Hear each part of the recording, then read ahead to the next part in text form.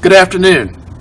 Michael Mazarang here again, and today I'm here with Chris Merman. Chris is a good friend of mine, and we're in the foundation repair industry. We've worked together for on and off for 20-some years, and Chris is one of the most experienced foundation repair professionals here in the Charlotte market in North Carolina. And today we wanted to talk a little bit about retaining walls. All over the city there are places where we see timber retaining walls that may have been installed in the 70s or 80s. They tend to decay over time, and customers often go through a quandary of whether they should replace those walls or can they be repaired or stabilized in place. Chris, we've worked on some timber retaining walls over the last few years. We've had some great success. Tell me a little bit about the advantages of stabilizing a timber retaining wall as opposed to replacing it. Well, one of the first and foremost biggest advantages is less disturbance. Obviously you have to make egress for equipment, for replacement. There's removal and disposal of the timbers, and usually those timbers are creosote timbers, old railroad ties, if you will, and they can't or shouldn't be just put in a regular landfill, which requires special dumping, and that's very expensive. So, from that point of view alone, they do allow them to stay in place, and they'll just continually to degrade naturally into the ground, and as everything just kind of dissipates. So, like I said, there's a huge cost advantage for just leaving them in place. And we were introduced to this technique when we worked at that geotechnical engineering firm back some time ago, and we were introduced to that soil nail concept, which basically puts a threaded rod back through that damaged retaining wall and a series of fencing, potential geogrid as well that can get installed to that wall to stabilize it for maybe 20 or 30 more years. Oh, easily. Tell me a little bit about that process and the approximate. Is it a half the cost, a third of the cost of ripping it down and doing a new wall? It's been my experience. It's generally the stabilization or repair in place is half the cost.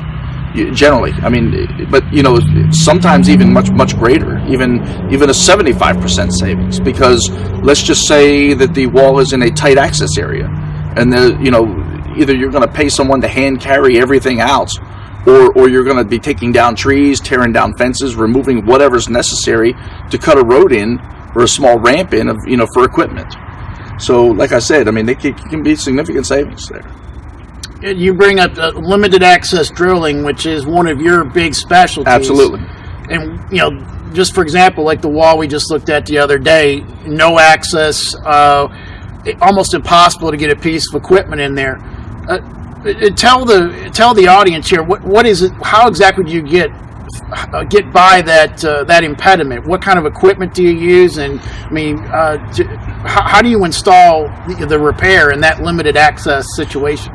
Well, generally what we'll have to do first in a situation like this one is we'll have to go in and spend the day clearing the vegetation and, digging up bushes, setting things aside if it's worth keeping. Like I said, just clearing everything back below the wall, and behind the wall.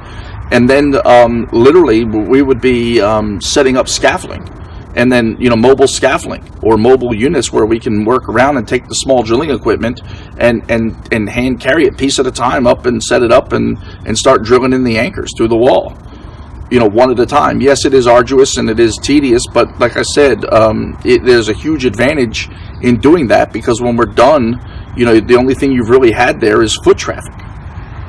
And let's say some of the timbers at the top of the wall are rotten. How would you get around that situation to make that wall stable for another 20, 30 years? You could actually replace, timbers. You could spot fill and replace the timbers in place and peg it back, because then ultimately once the facing is put on, the facing and or the geofabric is put on, that's going to tie everything together as one. So, that's really just to help keep soil loss from occurring, is to install a new timber and or the geofabric. That is the purpose of that. Okay. What about drainage? Let's say there's a drainage problem on the wall. and could that be incorporated into the top of the wall at the time of the repair to improve that water drainage away from that retaining system? Absolutely. Typically what we've done in the past is adding, whether bringing in another landscaper, or we do it where we'll cut in a swale or bring in soils and add a berm of dirt, soils, so that the water just doesn't cascade over the wall, and which further erodes things, and or putting that berm of dirt there so we can put a hedgerow there for safety, or whatever. We could, like I said, putting in that berm of dirt definitely, and divert the water down the sides and keeping it away from that wall, instead of just sitting there, against the wall, or sitting there overrunning it, and softening the soils behind it, which leads to a whole other cascading effect there.